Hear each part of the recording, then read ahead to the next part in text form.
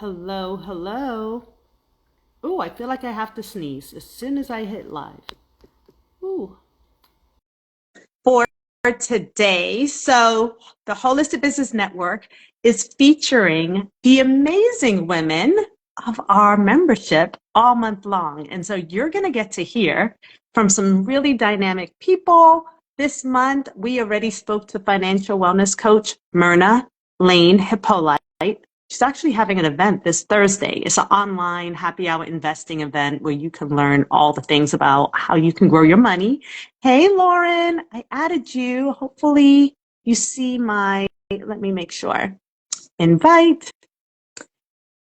Um, Hi,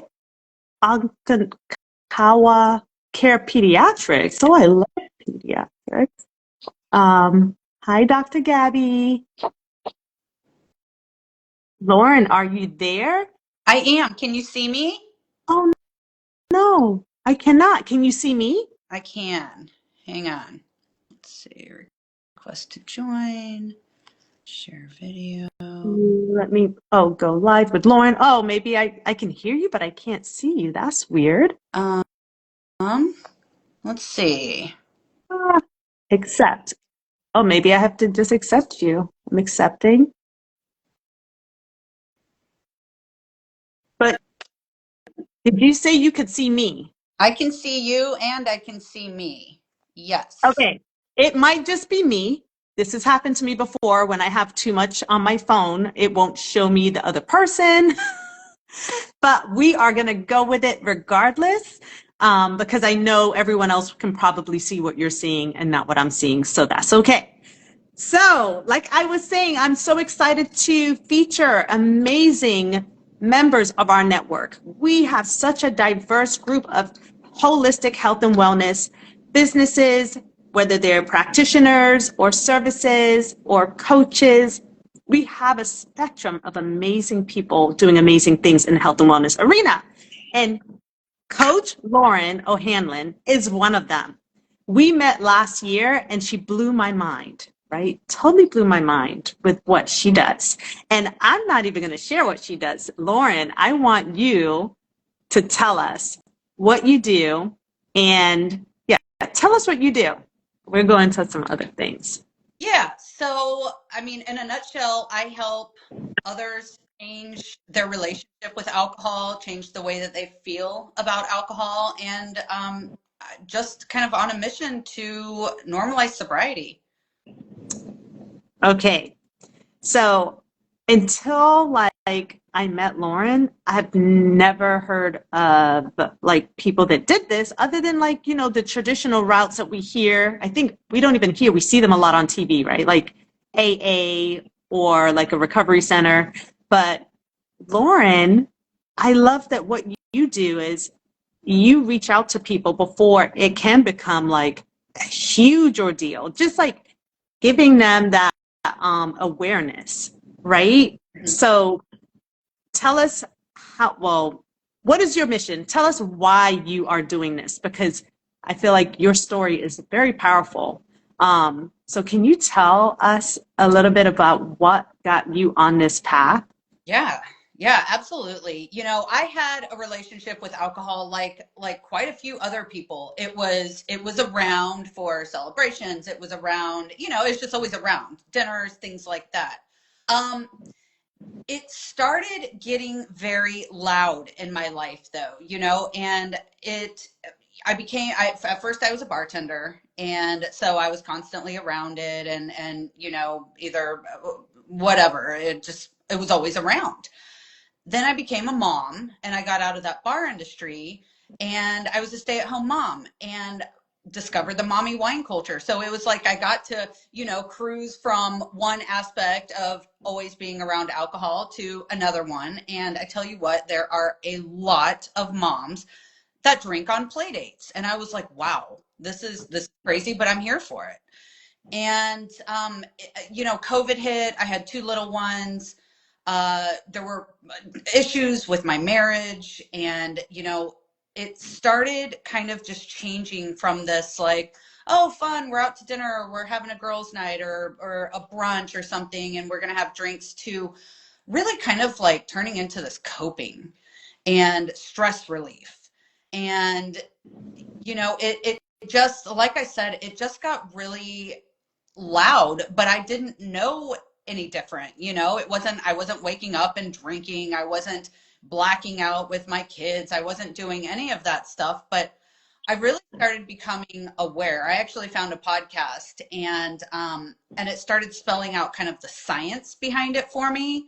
Things that like I had never like I had no idea that it, you know, I had always been antidepressant, and I didn't know that it caused, it caused and or worsens anxiety, depression, stress, things like that. I didn't realize that it was actually, a toxic poison that we're ingesting. Like all of these things, I didn't realize that it caused 7 different types of cancer. And, not to be that Debbie Downer, but these are all facts. And once my eyes just like really blew open to that, I started questioning everything.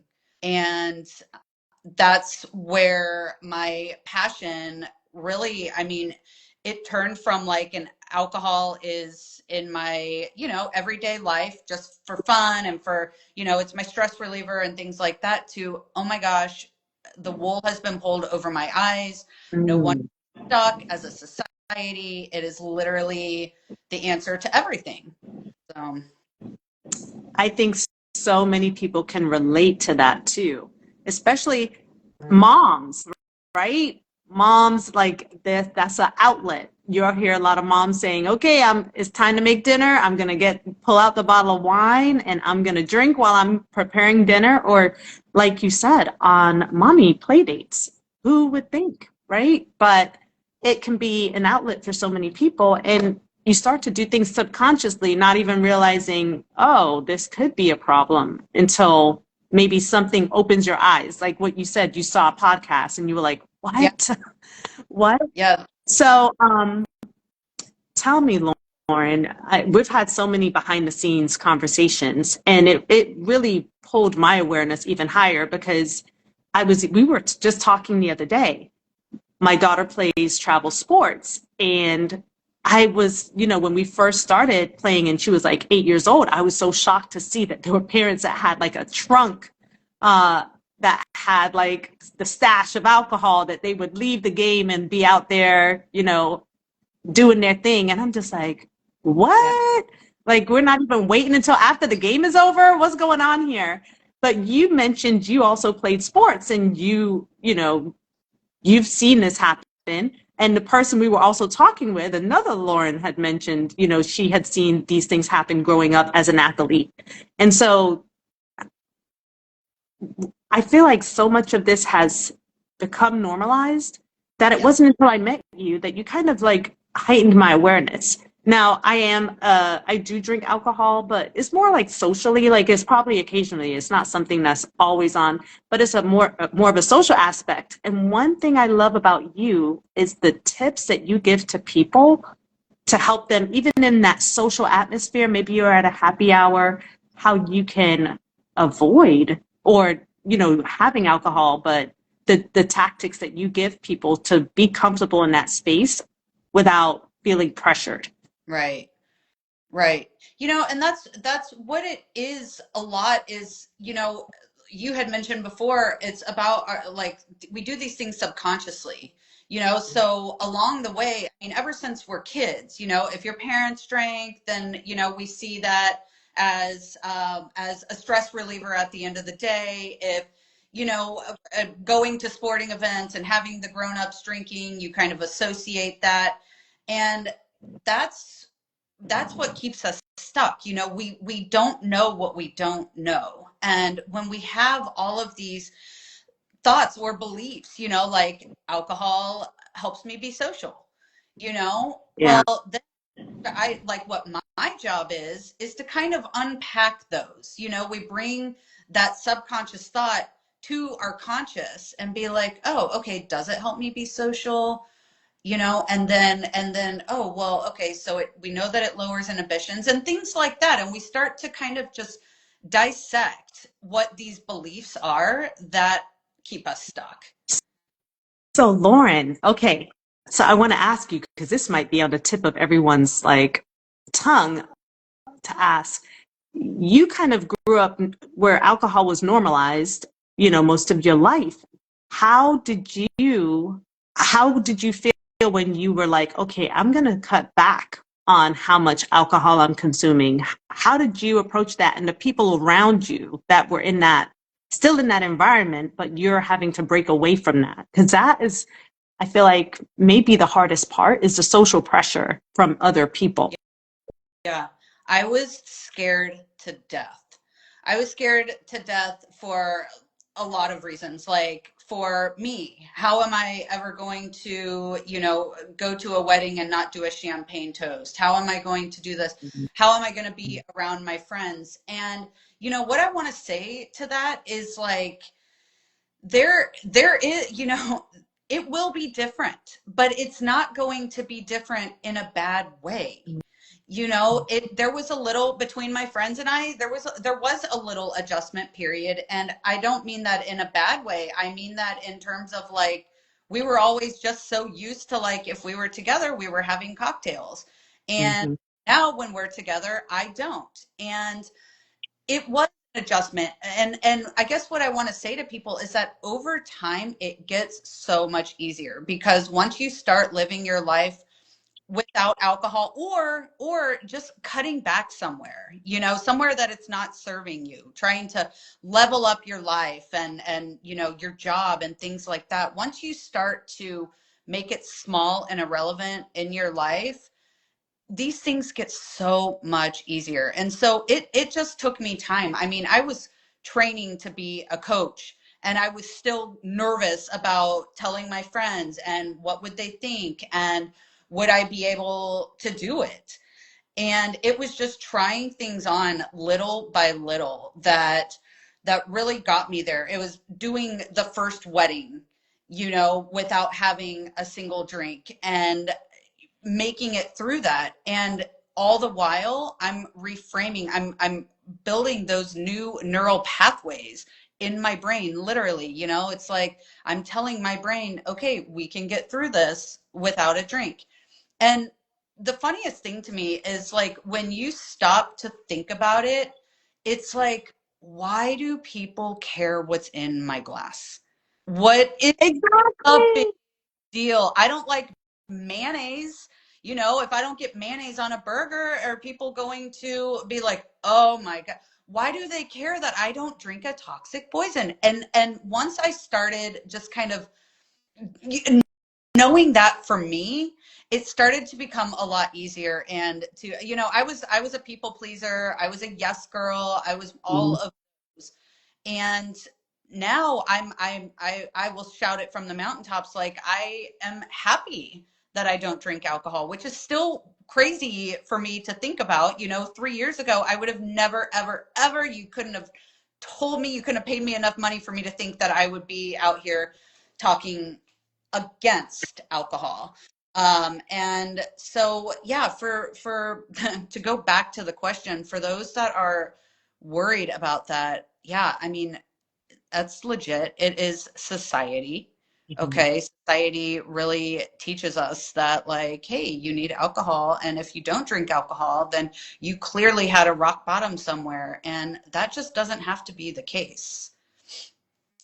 So I- I'm curious, when you went to that first wedding, what were some of the tactics you used to get through that wedding without like the glass of alcohol? What did you do instead?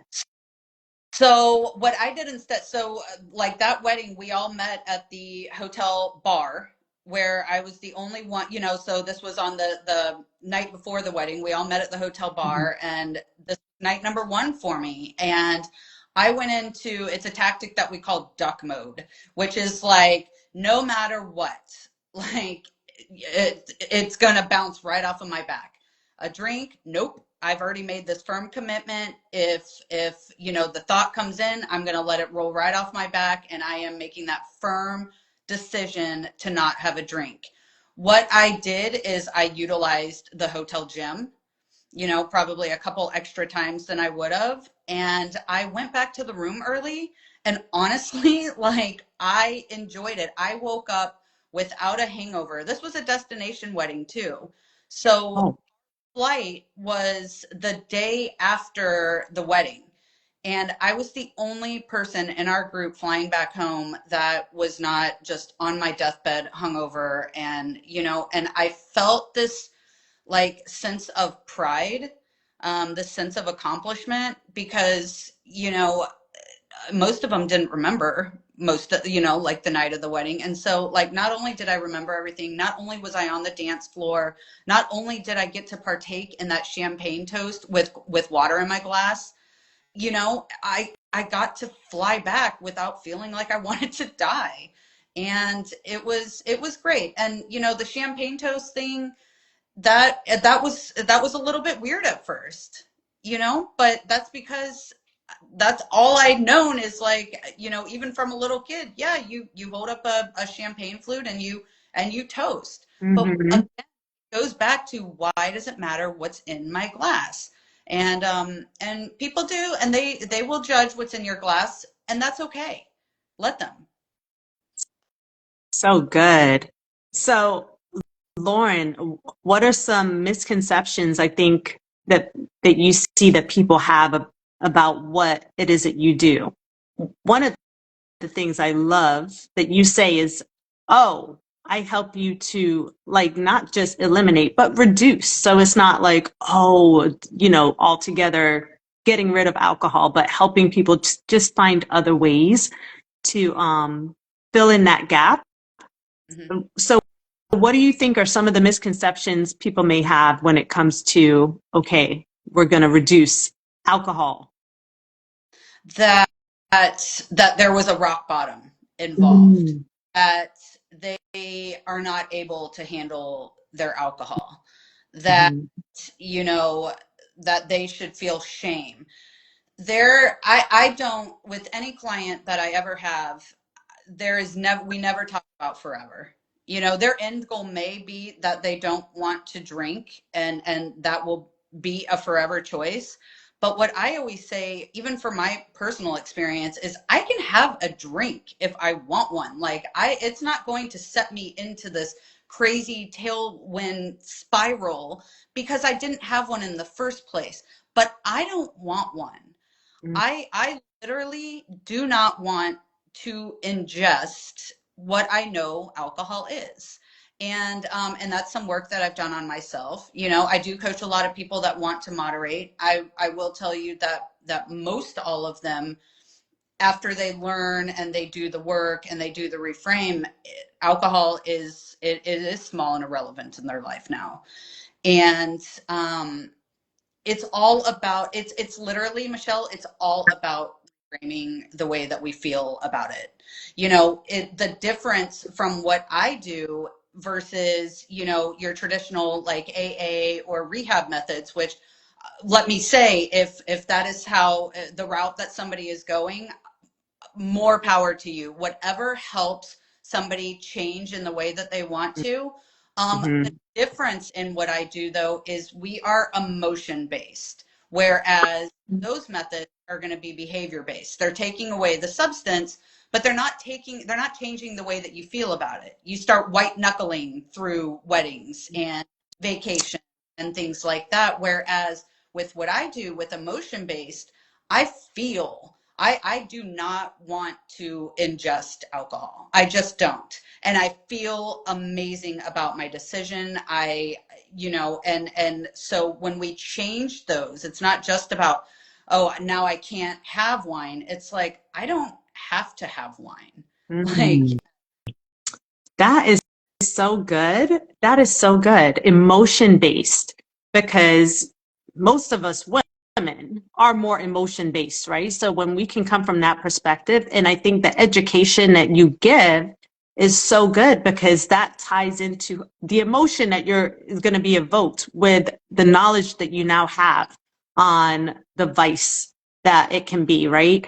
Um, Oh, I just had another. I was thinking of something else I wanted to ask you, and it just slipped my mind. It was so good. Um, mm, I cannot believe I forgot that because it was literally on the tip of my tongue. Um, So share with us, who are some of your typical clients uh, that you have, like a demographic? Who is it that you see yourself working with a lot? Are you primarily working with females, or are there males also? Tell us. When I started out, when I officially launched my coaching business, I thought that my demographic, I thought I was going to only coach women, moms, and people like me, like the other Laurens. Mhm. And I have no clients. I have seen the transformation that men and women, because alcohol doesn't discriminate against sex, race, anything like that. It's an addictive poison to human beings, not just, not just a men or women or anything like that. And so on average, my typical client is a woman, probably in their 40s, 50s, and 60s, who didn't didn't know what they didn't know, who kind of cruised along with society. And honestly, if I hadn't have found the podcast, and if I hadn't have had these issues that with my husband, that where my drinking switched from like fun drinking to coping drinking, I Mm. would have just kept on going, and not knowing any different, but knowing that, but also in the back of my mind, knowing that alcohol was kind of loud, like I brought a glass of wine extra full with ice cubes to story time with my kids, because I'd be gone for 15, 20 minutes. And that was like at my mommy wind down time, right? Like Mm. so, to answer your question, it's a variety. It's a variety, but for the most part, I do work a lot with women who are just trying, either moms who just are recognizing this is really loud. Um, and the men that I've worked with, two of them, it was job related. Like they were like, it's too loud in my life in terms of my career. So it all depends, but it does not discriminate. That's for sure.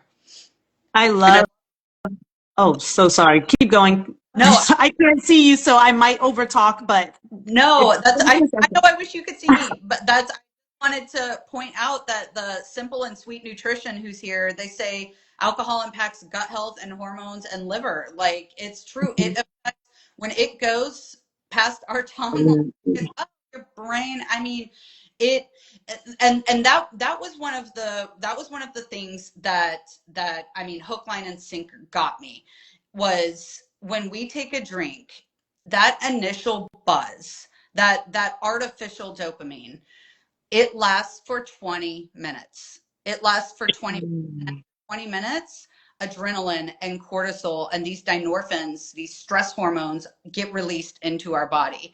But what do is we usually we have another drink, so we don't notice these uncomfortable feelings, but I attribute it to, like, I didn't drink during the day a ton, but if I went to lunch, then yeah, I would get a margarita. I probably wouldn't get two, or maybe I'd get two and then I'd be done, and but after those, like, my energy level would go down. I would feel like crap. I would need a nap. I just didn't, my heart would raise. I just didn't feel right. So when we're drinking at night and we continue to have those glasses of wine and then we just pass out, we go to sleep, like, that's why we wake up stressed. That's why we had a good night's sleep, but we're not getting that REM sleep. We're not getting that deep sleep that our body is craving. It helps us to pass out. It helps us to take us out of that moment. But the true sleep, the true just the way our body functions, waking up the next day feeling even more stressed and more depressed, that just blew my mind. That is so good. It's so funny. Me and you were on the same wavelength because I literally was about to read what Simple and Sweet Oh, Nutrition wrote about alcohol impacting the gut, and then you said it. So perfect. So guys, oh, I love Coach Lauren so much. I'm telling you, all our members, they just all bring this uniqueness to health and wellness. And I love that Coach Lauren is helping people before they're hitting rock bottom, right? Before they're getting to that point, helping them control or reduce the amount of alcohol they're drinking. Because we do know alcohol is a toxin, but we still partake in it. Well, I don't know if everyone knows it's a toxin because I didn't realize how toxic it is. But when you start to think about the effects it has on our body, you're like, oh gosh, it makes sense. So it's really what you're doing is a natural way to help people improve their health from reducing something that's not so good for them. And I love that. I love, love, love that. So I know we have several people on here. I want to quickly summarize who Coach Lauren is. Coach Lauren was someone who grew up where alcohol was normalized her whole life. It was just a part of her everyday life. And it wasn't until like around the pandemic that she started to really take a look at what she was doing. Now she had 2 little ones and how much she was drinking. And so she found a podcast that really changed her life. And now she's helping other people transform their lives from reducing alcohol too. And she's so passionate about it. We love men, like your name comes up all the time, Coach Lauren, because me and my business partner, Quidera, Feel Well Magazine, we're at different networking events and just connecting with people all the time, social events. And we love to mention you because it just somehow it always comes up. It's a topic.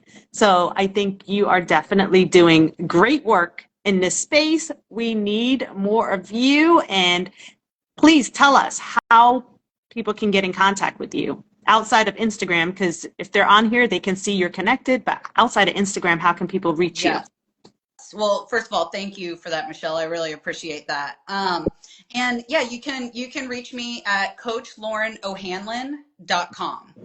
I offer a free chat. Our first chat is free just to kind of see what I'm all about and what you're looking for. And to see how I might be able to help. Yes. And she is a wealth of information. Trust me, I've just learned so many tips and tricks that I hear her mention that she likes to help people, get comfortable in this new ideology of reducing what they're consuming. And Lauren, I just love having you in the membership because you are a ball of fire and you're on fire for helping people change the narrative with alcohol. And I love it. I absolutely love that. So, for everyone who joined, we have quite a few people on here that are watching. Ulta Pilates, Dr. Morena. Hi, Dr. Morena. Kate from Sweet and Simple Nutrition. She's also a member. We have Alicia of Colon. Oh my goodness. Why did I forget Alicia? Miami Colon. Oh, where is she? Colonic Center, Miami. How could I forget your business name, Alicia? But thank you so much for joining.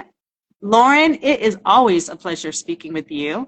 Thank you so much for that. I really hope someone is touched by this information, and hopefully you reach out to Coach Lauren, and Lauren is spelled with E-N at the end, not Y-N, E-N. And thank you so much. This was such a great conversation. I wish I could talk longer, but I know you have things to do. But it's been a pleasure. I can't see you. I wish I could see you, but I could just imagine your face right now.